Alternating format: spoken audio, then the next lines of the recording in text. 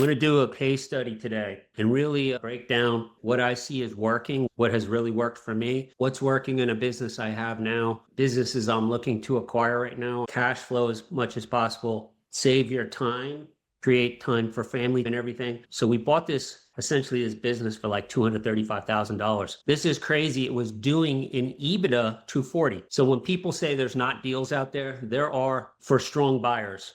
For people who look at a lot of deals, there are opportunities out there. And I just called up Matt and I said, hey, I'll buy it cash from you and I'll make you an equity owner. You don't have to bring any in.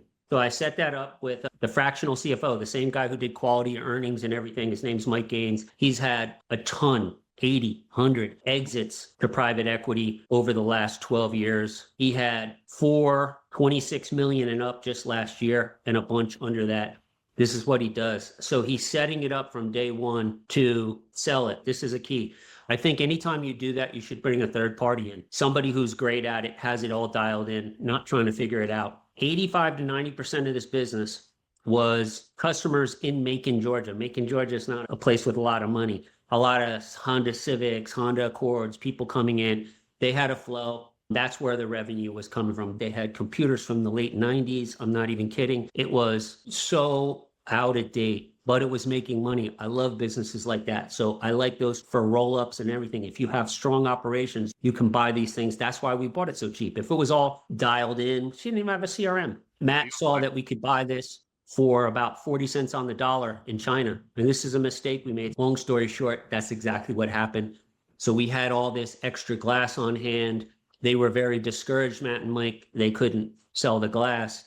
We were like, damn, this is a lot harder than we thought. So this is when everything changed. And this is the point of a lot of this. You have to be constantly thinking of new ideas. I think it's super important to have timelines and have accountability. I made that mistake in another business where I didn't have that, and I found things didn't get done with that partner. Over the next 3 months, we had a windfall of new customers coming in. We are now in month 27, and we did $800,000 worth of windshields in March. Our stretch goal, and we're on pace, could get to 2 million in EBITDA this year from 240. So we're almost going to 10x this in 3 years. We've never met these people. I never met people in Gutter King for 10 years till last summer. I had already sold for lots of money. You can find incredibly talented people outsourced into other things. And we've done that. And it's helped us grow the team. The talent pool is so much bigger. Sometimes you have one stream that feeds another, so you can't let go of one, even if you don't love the margins. He called a bunch of gutter guys in January and February. This is strategy. He essentially acquired companies that have customers in his thing selling a different service.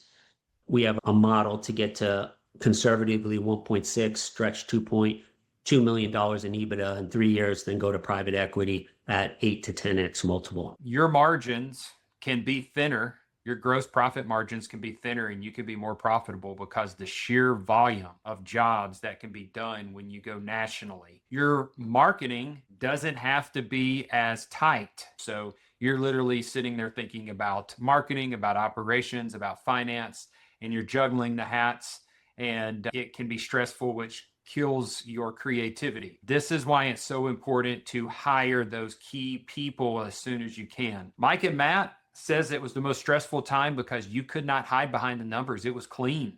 And I've said this to Kevin and to others before. I was like, dude, they had to get naked in front of us every single week on Friday, and the numbers showed what their efforts were. And that's why they were over there beating their heads trying to figure out, how do we increase revenue? You go nationwide, you can hit everybody once and you still won't hit everybody once. Nobody knew who Gutter King was really in any of these states, but I was going into their towns and taking their best customers. They didn't even see it coming. So when I saw that, I said, man, I should make these people my own subcontractors. And that's exactly what I did. I had a ton of employees who became subs for me, where I was their biggest and best customer, but not their employer. I love that model. Why fight it? All these guys who were worried about chucks in the truck, no, I want the best ones and I want them on my team. They're essentially an employee, but they have their own insurance, their own truck, and it's a much easier way to grow. You can do it anywhere. Now you have an entire planet of people. I love people in the Philippines, but it's all different people. They're coming out with this intention of essentially beating American employees. And if you guys have a lot and you have the right ones, you already know they run circles around. And the way that works is they give you one windshield, they give you two, and then they just keep giving you more and more. And that's what we've done with Frito-Lay and Pepsi, where we have 100% of their windshields now, which they told Mike it's unheard of for them to do that.